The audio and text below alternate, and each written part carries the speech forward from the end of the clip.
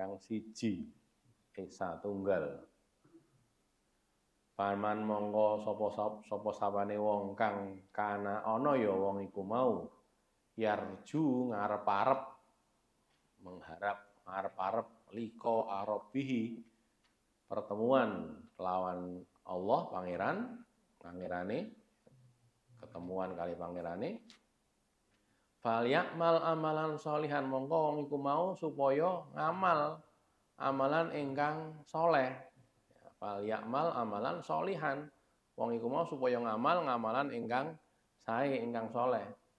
Wala yusrik lan aja nyekutokake wong iku mau aja nyekutokake bi ibadati rabbih kelawan ibadah penyembahan dumateng pangerane ahadan wong sawiji-wiji.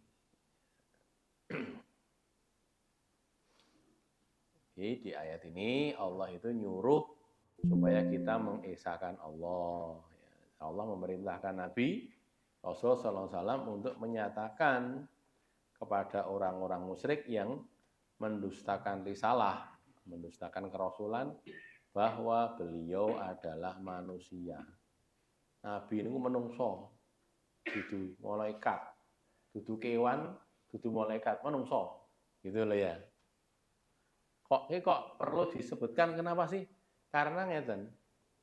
Wong-wong kafir Quraisy niku pengine sing diutus niku malaikat gitu loh. Nah, gitu. Jaluk diutus malaikat. Nah, langsung Allah menjawab, lau anzalna malakan la ja'alnahu rajulan. Kalau saja kami itu menurunkan malaikat, ya, kalau saja kami turunkan itu malaikat, la ja'alnahu rajulan, sungguh kami akan menjadikan dia itu manusia. Karena kalau bentuk malaikat tidak bisa berinteraksi. Interaksi ini bergaul. Ora iso bergaul kali menungso ora iso. Lah ngopo? Lah gede banget kok malaikat niku. La ja'alnahu rajulan.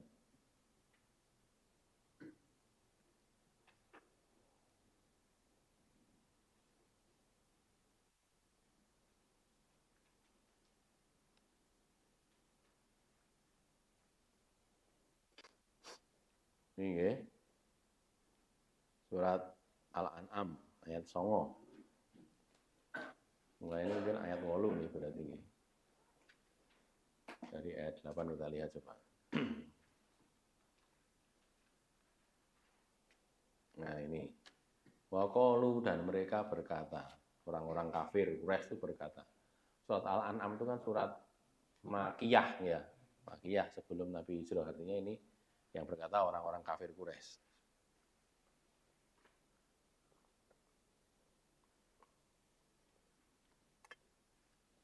Mereka berkata gimana? Laula unzila alaihi malak. Kok tidak diturunkan kepadanya itu malaikat? Terus Allah mengatakan, walau anzalna malakan, kalau saja kami Allah turunkan malaikat, laku dial amru, sungguh sudah dihabisi urusan itu. Ditetapkan urusan itu. Malaikat itu kalau dia turun, ditolak, disiksa. Oh gitu loh. Langsung disiksa semuanya, tidak ada tersisa lagi. Sumalayun turun, lalu mereka tidak diberi tempo, tidak diberi waktu untuk hidup gitu. Plus kalaupun diturunkan malaikat di ayat berikutnya ya yang kita bahas ini, walau ja'alnahu malakan la ja'alnahu rajulan. Kalau kami jadikan dia itu malaikat, Rasul itu malaikat gitu misalnya, bukan manusia. Kami juga akan menjadikan dia sebagai orang menungso lanang gitu, rajulan. Walalabasna alaihim mayal bisun, kami akan pakaikan pada mereka itu mayal bisun apa yang mereka pakai atau mereka mencampur-campur itu ya. Labasna alaihim mayal bisun apa yang mereka campur-campurkan itu. Begini, kalau saja bentuknya itu malaikat gitu, lah malaikat itu gede banget kok. Malaikat Jibril itu, di hadis disebutkan, pernah menampakkan wujudnya yang nyata kepada Nabi. Itu Nabi semaput kok itu. Gede banget masalahnya itu. Jadi duduk atau berdiri di langit sana itu ngadeg atau lungguh gitu, itu kakinya di bawah sini apa sirah itu ra ketok, buru banget tuh, langit sana itu. Saking besarnya malaikat itu. Nah, gitu ya. Nah, konon disebutkan juga dalam riwayat malaikat Jibril itu kalau punya apa suwiwi sayap. Sayapnya cacahnya 600 suwiwi. Padahal sak suwiwi, sepasang suwiwi itu untuk nangkep dunia niku iso. Lah gedene sepiro niku? Padahal 600 suwiwine niku. Mboten 600 ini sepasang saja kanan kiri gitulah ya gambarannya ya kanan kiri sepasang suwiwi niku nek dienggo nutupi donya niku dienggo nyiduk jenenge donya niku iso. Lah gedene sepiro niku. Padahal malaikat Jibril niku mboten malaikat paling gede, mboten. Bukan termasuk yang paling besar gitu loh. Malaikat yang paling memimpin malaikat nggih, terpercaya nggih, ini mboten paling gede. Disebutkan dalam riwayat juga ada malaikat yang punya 12.000 sayap. 12.000 iki 600 nggih. 600 ping loro 1.200. Lah iki 12.000 ping 10-e, ping 20-e gitu. Kayak gedene kaya apa. Lah nek diutus malaikat iku terus awake dhewe carane niru pripun no. Malaikate wudu. Kene ndeloke sikile tok gitu. Ora iso ketok napa sirahe ora ketok gede banget kok. Lah itu loh ya. Itu begitu. Jadi diutusnya Rasul sebagai manusia itu supaya bisa diikuti. Supaya iso diteladani ngoten lho nggih. Itu masalahnya ya. Kembali ke sini ya. Manusia biasa. Basyarum mithlukum ya. Terus perbedaan Rasul dengan manusia pada umumnya adalah wahyu dari Allah. Nek Rasul itu untuk wahyu, nek menungso biasa niku mboten. Niku nggih enten niku jenenge Mas Wahyu, niku rak jeneng. Ora kok untuk wahyu kan mboten. Bukan gitu loh ya. Wahyu itu apa toh? Wahyu itu apa? Pelajaran langsung dari Allah melalui malaikat Jibril. Jadi Allah berkalam kepada malaikat Jibril, Jibril menyampaikan kepada Nabi. Gitu loh. Wahyu ini Al-Qur'an ini yang kita baca ini wahyu dari Allah ini. Gitu loh ya. Jadi bedanya cuma di situ. Sewu prejengane bentuknya itu sama manusia. Yo nyun sewu yo kagungan mustaka, punya kepala, punya mata, punya tangan, punya kaki gitu ya. Manusia biasa lah, manusia biasa. Yo dahar gitu, yo ngunjuk, yo ngantuk barang gitu loh ya. Lho nggih, Nabi itu nggih ngantuk gitu loh. Nggih sare iya. Ning bedane Nabi niku nek sare, Nabi sare ning atine mboten sare. Lha niku lho, bedanya di situ. Ya. Kok tahu? Ada hadisnya gitu. Jadi, Nabi mengatakan ainani ya namani wal qalbu yaqdon gitu. Mataku memang tidur tapi hatinya itu terjaga, hatinya zikir terus gitu. Nabi begitu ya. Nah, adil mboten to nggih. Antuk sare ora mung atine sing turu. Kuping-kupinge barang gitu nggih. Ngaji kok. Iki mau sate ngotok moro-moro. Mboten meneng satene kupinge. Mboten pikir gitu. Orang kalau sudah merem gitu ya tertutup semuanya kan. Jadi apa? Telinga juga tertutup, tidak dengar kan gitu kan. Itu manusia biasanya. Nabi tidak. Nabi itu ya sare ning atine tetep zikir. Bedane niku, artinya tetap terjaga. Wal ainani ya namani wal qalbu yaqdha. Jadi wahyu nggih, makanya bedanya di situ. Karena Nabi itu dapat wahyu, manusia yang lainnya tidak, maka Nabi diikuti. Lho ngoten lho. Diikutinya kenapa? Karena dapat wahyu dari Allah. Ngoten. Jadi sebenarnya yang diikuti itu adalah Allah Subhanahu wa taala. Allah menyuruh mengatur manusia dengan syariatnya. Nah, cuma sebagiannya dilewatkan Nabi, gitu. Makanya mudah-mudahan diikuti nggih. Nabi niku nek ngendika, Nabi Muhammad niku ngendika, pangandikane Kanjeng Nabi niku nggih wahyu jane. Gitu loh, kok jane? Karena tidak ada dalam Al-Qur'an. Tapi ya wahyu juga. Wa ma yantiqu 'anil hawa in huwa illa wahyun yuha. Surat Al-Najm. Ya. Al-Najm surat ke-9. Pinten? 67. Mboten to. 47. Muhammad ini. Ini 53. Surat An-Nas itu surat yang ke-53 ini kan. ayat 3 dan 4 itu kan. Wa ma yantiqu anil hawa, tidaklah dia itu berbicara dari hawa nafsunya. Ini Nabi ya. In huwa illa wahyu yuha. Tidaklah dia itu kecuali wahyu yang diwahyukan.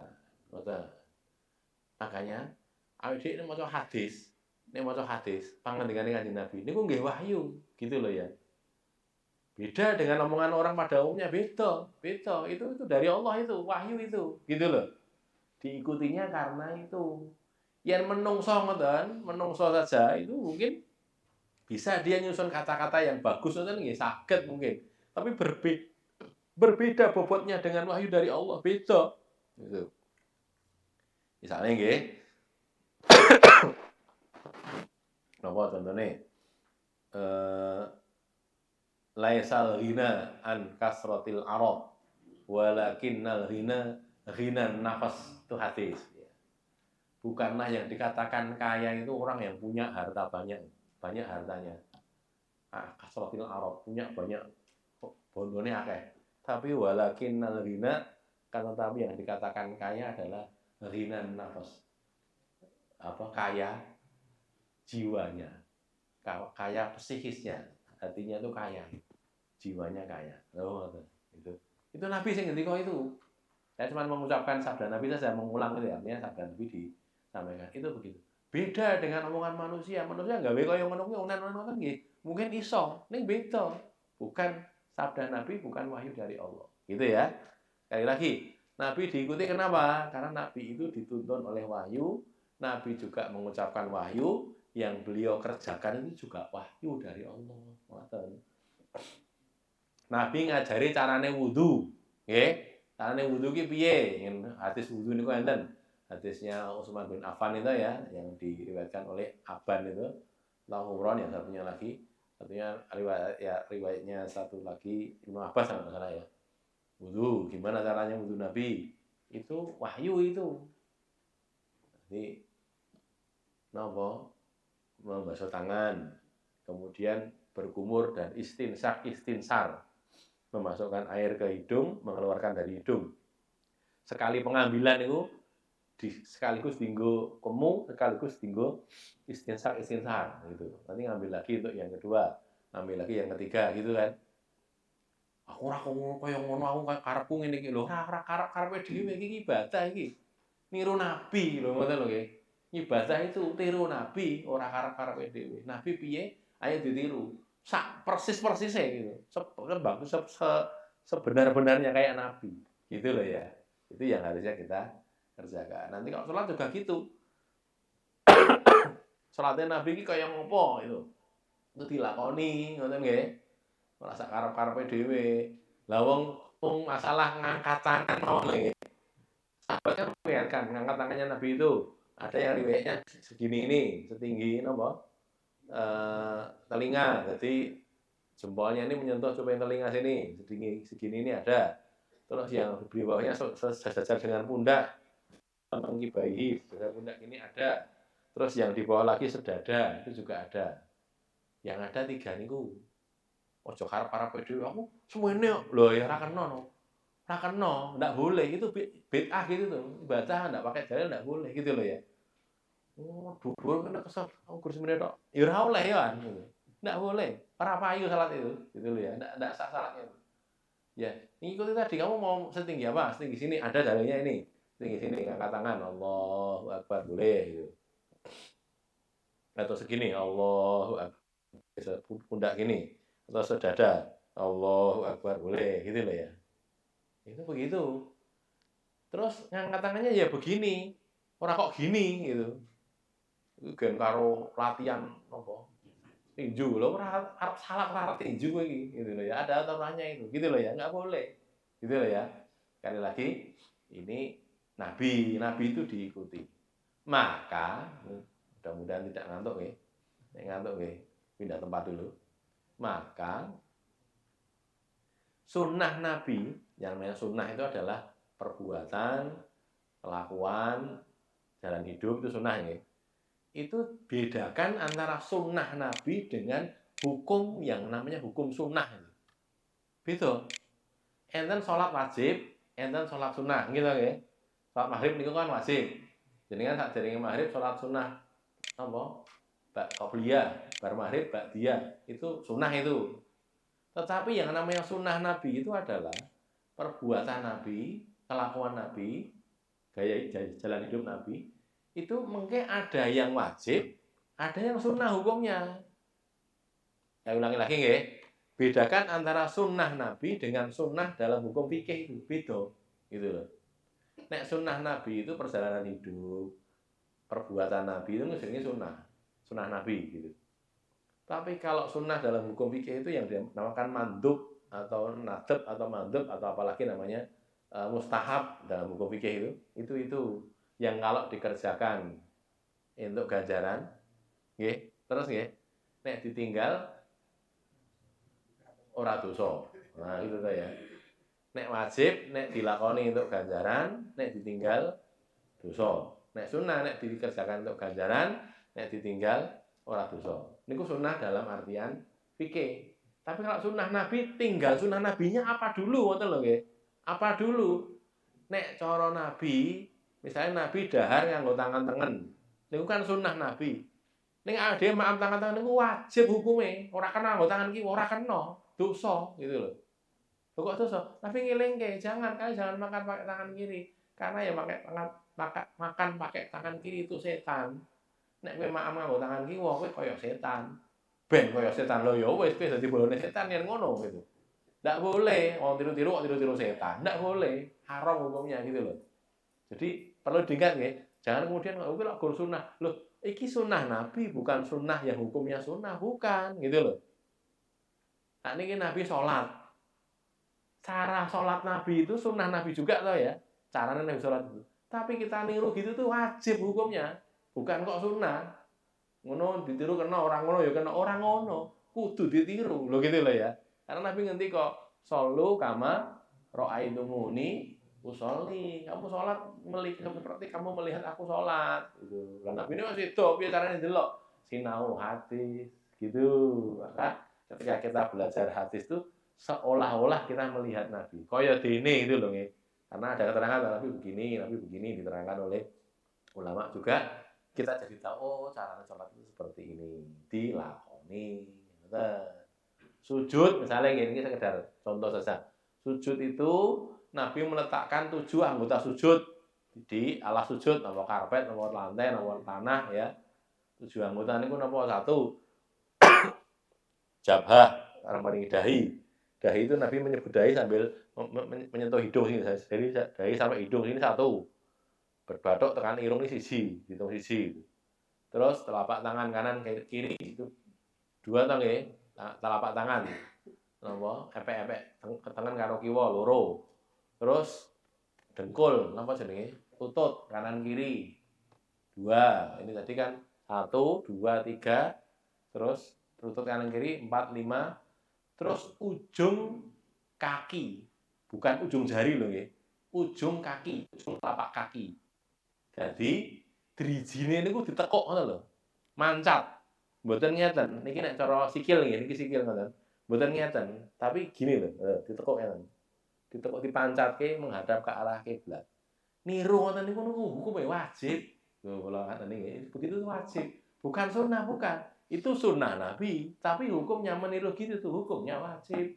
Karena itu Nabi mengatakan solu kama ra'aitumuni usolli. Ngoten. Kamu sholat bagaimana kamu melihat aku sholat. Nabi sholatnya piye ditiru. Maka para sahabat kemudian meriwayatkan Nabi itu kalau sujud seperti ini, kalau duduk di antara dua sujud seperti ini, kalau berdiri kayak begini gitu loh. Itu diriwayatkan sehingga orang-orang sekarang seperti kita ini kita bisa meniru Nabi. Gitu ya. Ada pertanyaan? Kalau ada monggo. Barangkali saya kecepatan ngomong nggih, monggo. Ya kalau sakit lain. Kalau sakit lain nggih. Kalau sikile karek siji piye ya ora iso no. Ya kan ini kalau sehat ya. Kalau sehat. Kalau sakit enggak apa-apa. Nek iki loro apa? Loro untu lah, kudu sikil to berarti. Sikile iso berarti teko. Aku loro untu lah. Loro untu ora usah karo sikil. Ada lagi? Lanjut nggih. Siapa saja yang menuduh bahwa Rasul berdusta, dipersilahkan mendatangkan bukti. Nah, ini kan ini kan kaitannya dengan dakwaan. Nabi itu dusta. Ini kan berdusta, Nabi itu mendustakan atas nama Allah. Buktinya itu gimana? Mendatangkan sesuatu yang semisal dengan wahyu dari Allah. Nah, sekarang kalau Nabi itu goroh,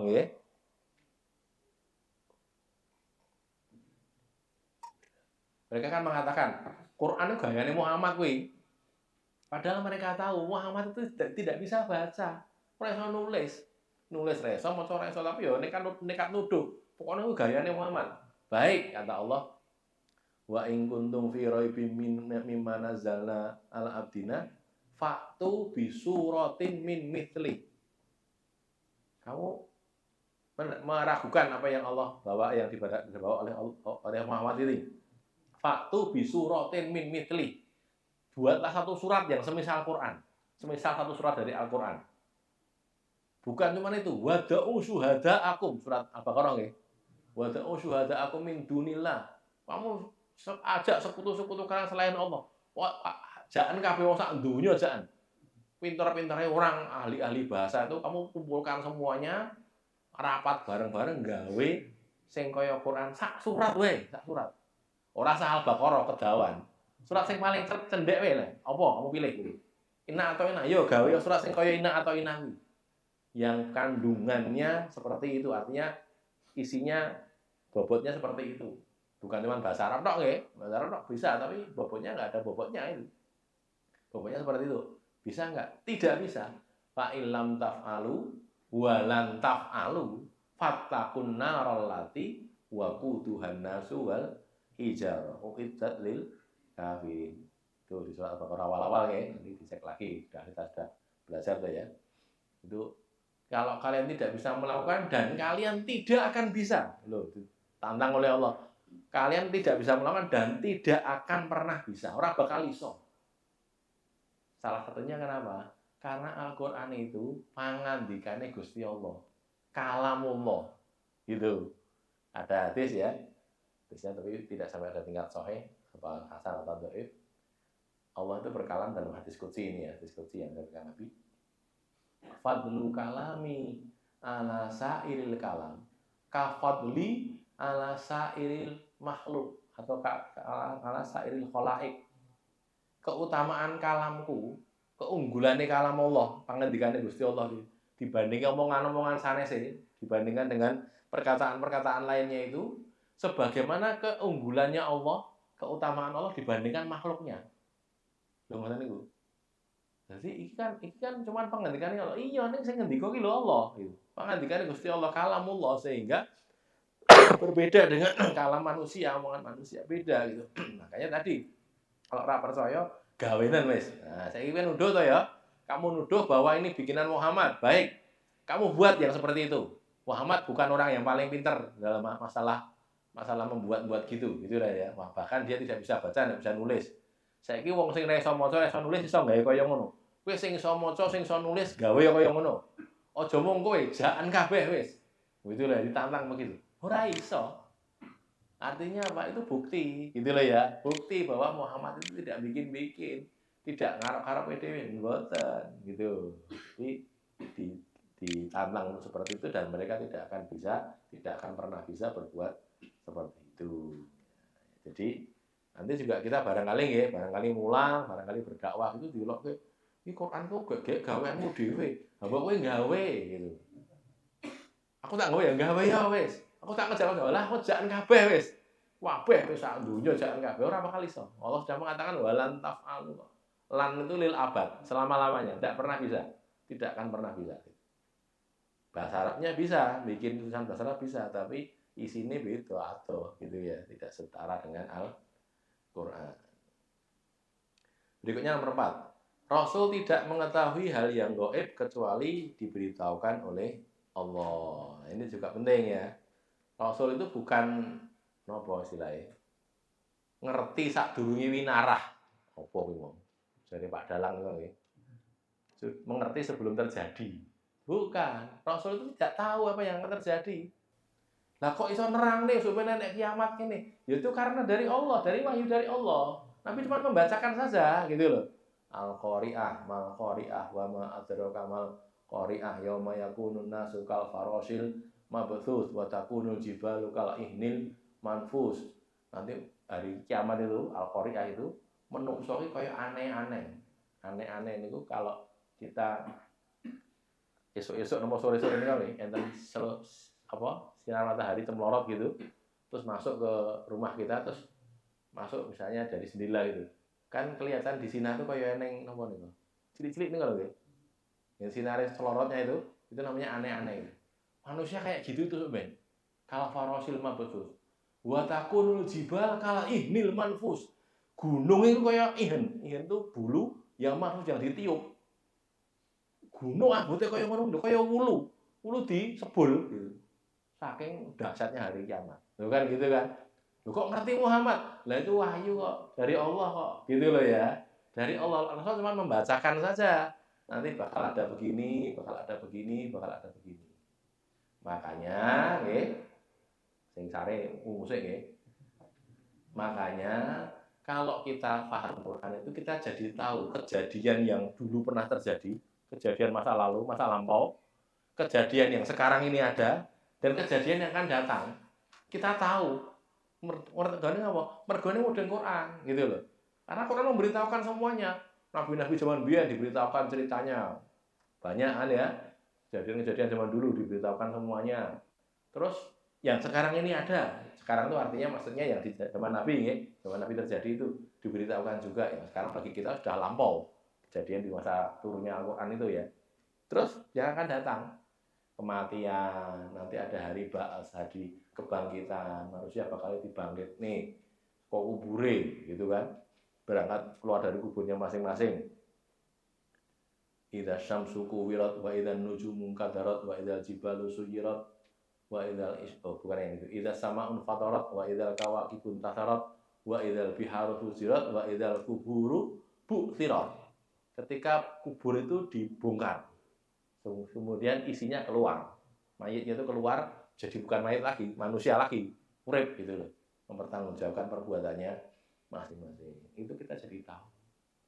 Karena itulah orang yang paham Al-Quran maka akan jadi orang yang yakin dengan Allah Subhanahu wa Ta'ala, yakin dengan adanya hari kiamat, yakin dengan yaumul jaza itu, hari ada hari pembalasan. Makanya dia tidak berani macam-macam ning donya, nggih. Sinaosa punya kekuasaan, pangkat, jabatan, punya kekuasaan yang luas tinggi, dia tidak berani menyalahgunakan kekuasaan. Tidak berani. Kenapa? Iki kok enek urusane ning ngarsane Allah iki. Aku ning donya kene entuk paling mung pira. Somben nek disiksa. Man balama al-ardo kida shibrin. Nabi jangan tiga ini hadis nih. Tuwi kohu yaumal kiamati sab'a arodina. Sopo sapane wong kang dolim. Dolim masalah lemah. Kida shibrin, kursak jengkal tok. Sak jengkal. Itu napa? Dolim. Jadi mindah patok lah gamanya gitu loh ya. Mindah patok geser-geser itu. Itu tuwi kohu yaumal kiamat akan dikalungkan kepada dia itu pada hari kiamat sab'a arodina. Bumi ini dipengki pitu dikalungin ning dhek. Maka kalau dia yakin begitu, orang wani macam-macam gitu, nggak berani pindah-pindah patok orang wani gitu. Nek cara ngomong sawah pindah galengan gitu. Pindah galengan, besok pindah rono geser sidik, geser sidik, geser sidik. Sing mesake sing pinggir kali. Arep geser kali jegur ning kali gitu. Ini geser kene, ngene geser kene. Aku geser sidik ndek yo geser kene, sing kene entek sithik karena pinggir kali. Begitu itu tidak berani. Kenapa? Karena urusannya ning akhirat. Ngoten lho nggih. Ndak berani. Wis ora sah entuk pira to Gus semono tok. Oh, abot ning akhirat sanggane abot. Begitulah orang yang paham Al-Qur'an, paham Al-Hadis. Nggih. Jadi tidak mengetahui yang gaib ya. Makanya nanti kalau ada nek wong sing napa mendakwa mengetahui barang yang gaib mesti ngapusi, mesti bohong. Ora kok iki kerti tenan kok. Pak ora Pak dukun jenenge napa? Pak Yai, wong pinter gitu loh, wong pinter. Ngerti kok. Engko sesuk bakal yang ngene. Terus bener terjadi betul itu. Nah, gitu kan ya. Atau ya, menyebut sesuatu mungkin terjadi betul. Itu nek misalnya terjadi betul itu bukan karena dia tahu, itu mau napa jenenge nebak-nebak gitu loh. Oh jenenge nebak kan mesti sosok bener sosok salah to nggih. Sakniki jenengan kan nebak. Sesuk udan ora. Pripun sampeyan nebak? Udan, sisi ngomong ora. Salah sisi kan mesti bener to nggih. Nggih mboten? Enek mungkin mboten? Ya ora udan ning ya udan kan ora mungkin to nggih. Salah sisi tok mesti nek udan ya udan, nek udan ning titik jenenge udan kuwi. Kan to nggih. Nah, jadi dua kemungkinan, kalau enggak hujan ya panas. Ya nebak salah satu kan mesti bener gitu. Bukan mesti bener. Kemungkinan bener separuh. 50%. Nah, yang datang kepada Mbah Dukun itu dua orang. Si A datang. Mbah Dukun, jeng Jawa mboten udan. Gitu. Yang nomor dua, si B teko. Mbah Dukun sesuk terang mboten? Terang. Gitu. Mungkin sesuke sing A, udan tenan nek Mbah Dukun pinter. Padahal mau diwonten kene kok tok. Gitu. Yang percaya ya sing paling sing bodoh sing percaya kemungkinannya wong loro niku kan tentang nggih. Itu kejadian itu seperti itu. Sebenarnya cuma nebak-nebak gitu. Delalah pas ya wis gitu. Bahwa kadang-kadang memang ada sebagian dukun yang dibisiki oleh setan. Setan mencuri-curi dengar kabar langit terus dia membisikkan pada dukun tapi sudah dicampuri dengan 100 kebohongan, bener sisi dicampur 100 kebohongan, jadi akeh goro, akeh ngapusine, ngoten nggih. Makanya tidak ada orang yang tahu barang yang gaib itu tidak ada. Yang tahu yang gaib hanya Allah saja. Kisah penghuni gua Ashabul Kahfi dan berita Dzulqarnain sudah kita baca tadi ya. Itu termasuk yang diberitahukan oleh Allah. Nabi kan tidak tahu toh.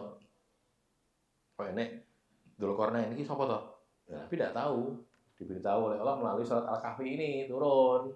Wa yas'alunaka 'an Dzulqarnain qul sa'atlu 'alaikum minhu dzikra. Inna makanna lahu fil ardi wa atainahu min kulli syai'in sababa fa atba'a sababa. Kan gitu kan? Kemarin sudah kita bahas ya. Itu diberitahukan oleh Allah kepada Nabi melalui Al-Qur'an ini sehingga beliau tahu, sehingga beliau bisa menyampaikan kepada sahabatnya. Gitu loh ya. Orang mergo Nabi pirsa yang gaib bukan, tapi karena itu termasuk yang diberitahukan oleh Allah kepada Nabi. Karena diberitahukan Nabi jadi tahu, karena jadi tahu bisa memberi tahu gitu. Ashabul Kahfi juga gitu. Ya, jadi gimana itu bunyinya tuh? Innahum fityatun amanu bi rabbihim wa zidnahum huda. Warabatna ala qulubihim idh qamu faqalu rabbuna rabbus samawati wal ardh. Terus nanti ya, udah kita bahas dulu. Itu tak pun dihafalnya lagi. Tereng. Al-Kahfi itu ada manfaatnya menghafalkan Al-Kahfi karena Al-Kahfi salah satu doa untuk melawan Dajjal. Jadi setidaknya kalau di hadis bacalah awal surat Al-Kahfi 10 ayat yang awal. Ada lagi hadis yang lain yang pegang 10 ayat yang akhir. Ada lagi Al-Kahfi secara umum gitu. Jadi paling boten ayat siji tekan ayat 10 itu dihafalke. Nggih. Sering hafal coba dihafalke. Nek perlu di PR-ke nggih. PR sesuk sing ora hafal ora ngaji ngono. Sing ngaji kula tok ya. Diboikot yo, mau dadak kaya akal-akal barang wis rasa ngaji wae lah. Apa dihafalkan ya itu ada manfaatnya dihafalke dari awal tuh. Alhamdulillahilladzi anzala ala abdil kitaba wa lam yaj'al lahu iwaja qayyiman liyundhira ba'san syadidan min ladunhu wa yubashshiral mu'minina alladziina ya'maluna shalihat anna lahum ajran hasanah makitsina fihi abada. Itu sampai 10 ayat minimal nggih. Tak tambahi boleh. Apalnya kabeh ya oleh 110 ayat. Mungkin jenengan ngapalnya Al-Kahfi total itu dadi peng-pengan dadi liyane nek sing ngapal nggih, ngapal dhewe. Apal kecuali kalah sama hafid itu, hafid ya apal. Jadi gitu ya. Ini termasuk yang diberitahukan oleh Allah kepada Nabi. Karena Nabi diberitahu, jadi Nabi jadi tahu. Karena Nabi jadi tahu, maka bisa memberitahu. Padahal orang-orang nggak ngerti. Muhammad itu seperti barang yang gaib. Orang ngerti yang gaib. Pikiran Nabi dikandani sama Allah gitu, diberitahu melalui wahyu. sehingga jadi tahu. Nah, itu makanya pentingnya kita belajar Al-Quran. Sekali lagi ya, kita jadi tahu sesuatu yang terjadi dulu, sesuatu yang sekarang ini kita hadapi, dan sesuatu yang akan datang. Kan ada toh ayat-ayat yang selalu ada gitu loh. Misalnya masalah ada orang kafir, ada orang beriman, ada orang munafik, itu setiap zaman eneng terus nih, setiap zaman gitu loh ya. Artinya kita tahu, oh, nek wong munafik iki piye to? Oh, ciri-cirine kaya ngene iki. Kayak di awal surat Al-Baqarah itu ya, ciri-cirinya orang munafik kayak gini gini gini gini. Oh, ngerti. Wong kafir iki kaya ngene, wong iman iki kaya ngene. Dzalikal kitabul la raiba fihi hudal lil muttaqin alladzina yu'minuna bil ghaibi wa yuqimuna shalah dan seterusnya itu. Itu cirinya orang beriman. Nanti innalladzina kafaru itu cirinya orang kafir. Dua ayat itu. Lalu wa minan nas may yaqulu amanna wahum la yu'minun ya, apa namanya, mereka berkata beriman tapi sebenarnya tidak beriman, itu orang munafik dan seterusnya. Jadi walhasil itulah manfaat kita belajar Al-Quran, sehingga jangan dianggap remeh. Terus ngeten, nek cara didol ngoten nggih, cara didol nggih niku jane nek ngeten iki larang regane. Quran ku larang regane. Oh tenang gitu. Betul, sungguh-sungguh. Cuman saya diajari oleh guru-guru saya, njaluk karo Allah wae, nyuwune karo Allah wae, aja ngedol gitu. Sebenarnya ngedol itu halal gitu, boleh. Jadi Nabi bersabda, yang paling berhak diambil upah itu adalah Al-Qur'an. Jadi misalnya nggih, sakniki ngaji bayar ngoten. Bayar. Mungkin berkata bagian Joko Karsis ngoten nggih, Joko Karsis. Bayar 10.000, bayar 5.000 ngoten. Niku halal. Boleh gitu loh. Tapi saya diajari oleh guru saya ora usah ngono digratisne wae. Perlune apa? Kene njaluk ning Allah wae. Luwih gede gitu loh. Lebih banyak yang kita dapatkan. Kita minta saja kepada Allah, nanti kita dapat tidak cuma rupiah, beribu-ribu, beratus-ratus, bertriliun-triliun rupiah nanti di akhirat. Bukan cuma rupiah, lebih dari itu gitu, dapatkan jannah. Gitu loh ya. Jadi ini digratiskan itu bukan karena murah sebenarnya, bukan. Justru karena larang banget digratiske, perlune gen entuk ganjaran sing luwih akeh. Mungkin jenengan nggih ngoten, jangan mulang ngoten. Pak, Bu, niki niku larang lho niki. Niki larang niki. Kula kan bayar pinten, Pak? Mboten usah bayar. Lho kok jane larang? Nggih. Ning kula nyuwun kalih Allah mawon. Jenengan mboten kuat bayar mengke. Kula nyuwun kalih Allah mawon. Niki larang. Kenapa? Karena kalau tidak dibegitukan orang tuh menyepelekan gitu. Kalau guru ngono ya aku yo soal lebih penting iki bahasa Inggris, lebih penting matematika. Enggak, lebih penting Al-Qur'an. Jauh lebih penting gitu. Lebih penting karena kalau itu kita tidak tahu, mudah kita terancam sesat. Kalau sesat mlebu ning neraka lho, itu loh beratnya di situ itu. Ini jenengan ra iso matematika, paling mung napa? Ora iso hitung-hitungan warisan nggih. Ora iso itu warisan, ora iso apa, ora bunga sekolah ngono to nggih. Apa enek mungkin teng napa kuburan takoni. Siji tambah siji piro le? Ora enek itu. Enggak ada pertanyaan seperti itu, enggak ada. Gitu loh ya. Makanya pokok ini Al-Qur'an, ilmu-ilmu yang lain dipelajari boleh, tapi yang pokok adalah Al-Qur'an ini. Yang lain-lain dipelajari juga boleh, bermanfaat juga sebagai ilmu Allah Subhanahu wa taala. Baik, sampai di sini. Insyaallah lanjutkan di waktu yang akan datang ya. Kita tutup dulu. Bismillahirrahmanirrahim. Alhamdulillahirabbil alamin. Allahumma shalli ala Muhammad wa ala ali Muhammad. Allahumma aqsim lana min khasyatika ma ya'ulu bainana wa baina ma'asik. Wa min ta'atika ma tuballighuna bihi jannatak. Wa min al-yaqini ma tuhawwinu bihi alaina musibatid dunya. Wa matti'na bi asma'ina wa absarina wa quwwatina ma ahyaitana. Waj'alhu al-waritha minna. Waj'al tha'rana ala man dhalamana. Wansurna ala man adana. Wala taj'al musibatana fi dinina. Wala taj'alid dunya akbar hammina wala mablagha ilmina. Wala tusallit alaina man la yarhamuna. Wa sallallahu ala Muhammad wa ala ali Muhammad walhamdulillahi rabbil alamin.